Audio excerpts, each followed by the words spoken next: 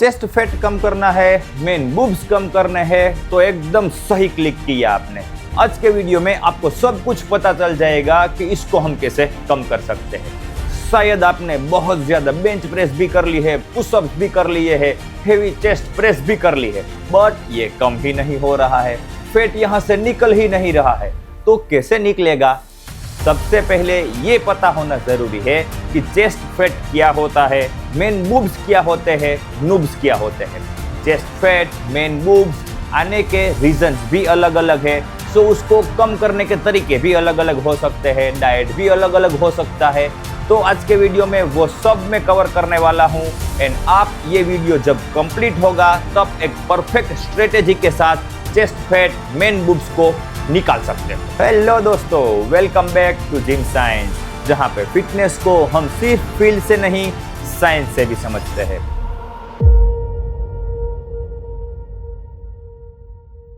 Main boobs, chest fat अलग है तो ट्रीटमेंट्स भी अलग होने वाली है।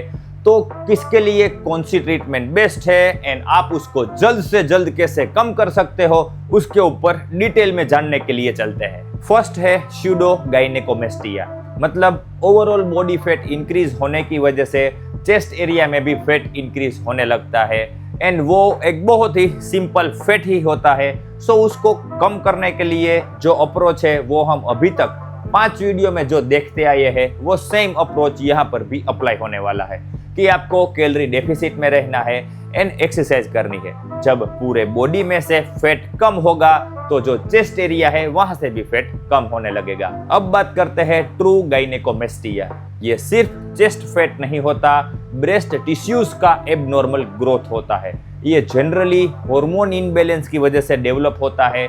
एस्ट्रोजन जब टेस्टोस्टेरोन से ज्यादा हो जाता है तब जो ब्रेस्ट के टिश्यूज होते हैं वो एक लंप जैसा फील होने लगता है। खासकर निप्पल के नीचे का जो एरिया होता है उसमें आपको एक लंप फील होने लगेगा एंड वो जो होते हैं वो ग्लैंड्यूलर टिश्यूज होते हैं, ना कि फैट।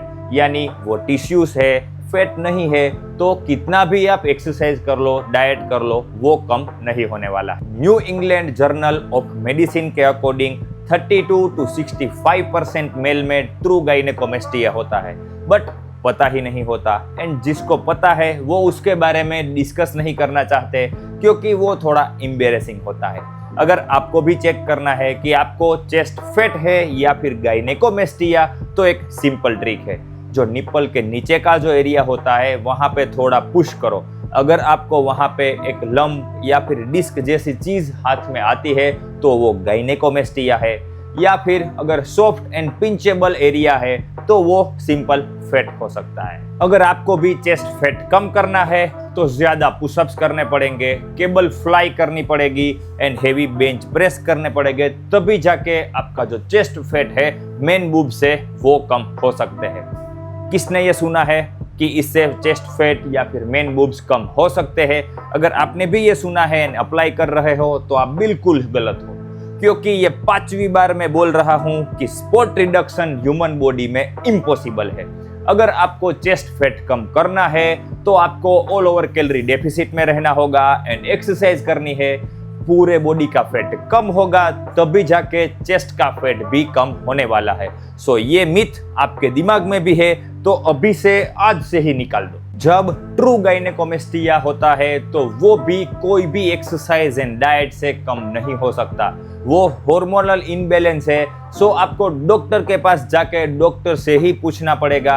अगर सीवियर कंडीशन है तो सर्जरी भी करनी पड़ सकती है। सो सिर्फ और सिर्फ एक्सरसाइज एंड डाइट पे फोकस करते रहोगे तो हो सकता है कंडीशन और ज्यादा बिगड़ जाए। सो ट्रू गायनेकोमेस्टिया जिसको भी है वो एक्सरसाइज एंड डाइट में ज्यादा टाइम ना बिगाड़े, एक बार डॉक्टर से जरूर पूछ ले। स्यूडो गायनेकोमेस्टिया एक सिंपल कंडीशन है जिसमें all over body fat increase होता है, उसी के साथ चेस्ट फैट भी इंक्रीज होने लगता है। मेल्स में generally chest, belly and love handle से वो कॉमन फैट स्टोरेज एरिया है। उसको कम करने के लिए हमें simple calorie deficit diet follow करना है एंड एक्सरसाइज करनी है, तो हम ये फैट है उसको भी कम कर सकते हैं। ऑल ओवर बॉडी फैट कम होगा, चेस्ट फैट भी कम होना स्टार्ट हो जाएगा। बट जो ट्रू गायनेकोमेस्टिया है वो हार्मोनल इनबैलेंस की कंडीशन की वजह से डेवलप होता है। यानी जो ब्रेस्ट ग्लैंडर टिश्यू होते हैं वो एबनॉर्मली ग्रोथ होने लगते हैं जस्ट बिकॉज एस्ट्रोजन का लेवल बहुत ही ज्यादा हो जाता है। एस्ट्रोजन लेवल ज्यादा होने के भी बहुत सारे रीजंस हो सकते हैं, अल्कोहल का ज्यादा कंजप्शन, एनाबॉलिक स्टीरॉइड्स, या फिर कोई बीमारी की वजह से आपको स्टीरॉइड दिए गए थे, प्यूबर्टी, ऐसे रीजन की वजह से एस्ट्रोजन है वो मेल की बॉडी में इंक्रीज होने लगते हैं एंड मेन बूब्स की कंडीशन क्रिएट होने लगती है। Journal of clinical endocrinology and metabolism के अकॉर्डिंग जब लॉन्ग टर्म तक हाई बॉडी परसेंटेज रहता है तब बॉडी में टेस्टोस्टेरोन कम होने लगता है एंड जो एस्ट्रोजन है वो इंक्रीज होने लगता है। जब एस्ट्रोजन इंक्रीज होगा तो मेन बूब्स की कंडीशन भी इंक्रीज होने लगती है। अगर आपके केस में सिर्फ स्यूडोगाइनेकोमेस्टिया ही है यानी सिंपल चेस्ट फैट, तो उसको निकालना भी बहुत ही सिंपल है। आपको सिर्फ 300 to 500 कैलोरी डेफिसिट वाला डाइट फॉलो करना है एंड एक अच्छा वर्कआउट शेड्यूल फॉलो करना है। जब आपका बॉडी फैट 15 to 18% तक पहुंच जाएगा तब आपकी चेस्ट के जो मसल्स है वो विजिबल दिखना स्टार्ट हो जाएंगे एंड फैट कम हो जाएगा। सेकंड है, चेस्ट की एक्सरसाइज ज्यादा करनी चाहिए। जब आप चेस्ट की एक्सरसाइज करके चेस्ट के जो मसल्स है, पेक्टोरेलियस मसल्स है, उसको डेवलप करते हो, जब फैट डाउन हो जाता है एंड मसल डेवलप्ड होते हैं तो वो अच्छे से डायरेक्टली डिफाइंड एक चेस्ट का जो शेप होता है वो दिखना स्टार्ट हो जाता है। उसमें आपको अपर एंड लोअर दोनों का कॉम्बिनेशन अच्छे से फॉलो करना चाहिए। यानी इंक्लाइन बारबेल पे प्रेस कर रहे हो तो डिक्लाइन डंबल प्रेस या फिर बारबेल प्रेस कीजिए, उसके साथ फ्लाई भी कीजिए, यानी pectoralis major, minor, upper and lower, ऐसे कंबाइन में जब आप एक्सरसाइज करते हो तब एक अच्छा चेस्ट का जो शेप है वो डायरेक्टली दिखने लगेगा जब आप अपना जो बॉडी फैट है वो कम करते हो। एंड थर्ड है high intensity interval training, yes, and compound lift, yes, वो भी आपको करनी ही पड़ेगी क्योंकि कंपाउंड लिफ्ट है उसमें ज्यादा कैलोरीज हम बर्न कर सकते हैं and as per research compound lift जब आप हैवी करते हो तो टेस्टोस्टेरोन भी ज्यादा इंप्रूव होने लगता है, यानी टेस्टोस्टेरोन ज्यादा होगा तो एस्ट्रोजन भी कम होने लगेगा एंड अच्छे मसल्स भी डेवलप होने लगेंगे, यानी आपका बीएमआर भी इंक्रीज होने लगेगा। High intensity interval training all over body fat भी बहुत ही जल्दी कम करने लगेगी। सो ये तीन चीजों का जब आप ध्यान रखते हो तो आप जल्दी से जो स्यूडोगाइनेकोमेस्टिया है यानी चेस्ट फैट है उनको कम कर सकते हो। जब आपको ट्रू गाइनेकोमेस्टिया है तो उसका ट्रीटमेंट, उसको कम करने का तरीका वो भी अलग हो सकता है। सबसे पहले आपको डॉक्टर से मिलना है एंड ब्लड रिपोर्ट्स करवाने हैं। ब्लड रिपोर्ट्स में एस्ट्रोजन, एलएच, एफएसएच ये सब रिपोर्ट्स करवाने हैं एंड डॉक्टर्स को दिखाना है। जैसा डॉक्टर बोलते हैं वैसा ही हमें आगे बढ़ना है। अगर डॉक्टर बोलते हैं कि इसमें कोई दिक्कत नहीं है, ये सब तो ठीक है, तब जाके हमें नेचुरल वे में जाना है जिससे हम ट्रू गाइनेकोमेस्टिया को कंट्रोल कर सकते हैं या फिर इसको कम कर सकते हैं। तो चलिए मैं आपको अब ये बताऊंगा कि नेचुरल ऐसे कौन से वे हैं जिससे हम ट्रू गाइनेकोमेस्टिया को कम कर सकते हैं। सबसे पहली स्ट्रेटेजी है बॉडी फैट कम करो। बॉडी फैट डायरेक्टली कनेक्टेड है एस्ट्रोजन से। जितना ज्यादा बॉडी फैट उतना ज्यादा एस्ट्रोजन कन्वर्जेशन एंड जितना कम बॉडी फैट उतना कम oestrogen conversion and oestrogen conversion कम होगा तो ट्रू गाइनेकोमेस्टिया भी ठीक होता जाएगा। सेकेंड स्ट्रेटेजी है अल्कोहल को कंप्लीटली अवॉइड करो, क्योंकि लीवर है वो एस्ट्रोजन मेटाबोलाइज करता है लेकिन अल्कोहल उस प्रोसेस को ब्लॉक कर देता है। गाइनेकोमेस्टिया में अल्कोहल लिटरली एक वर्स्ट थिंग हो सकता है। थर्ड है स्लीप ऑप्टिमाइज करो। टेस्टोस्टेरोन प्राइमरीली डीप स्लीप में प्रोड्यूस होता है।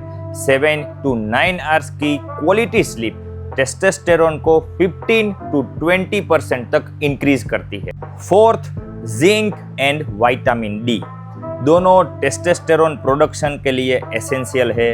इंडियन मेल्स में डेफिशिएंसी बहुत ही कॉमन है। ब्लड टेस्ट करवाना ज़रूरी है एंड उसमें डेफिशिएंसी दिखती है तो सप्लीमेंटेशन भी लेना बहुत ही ज़रूरी है।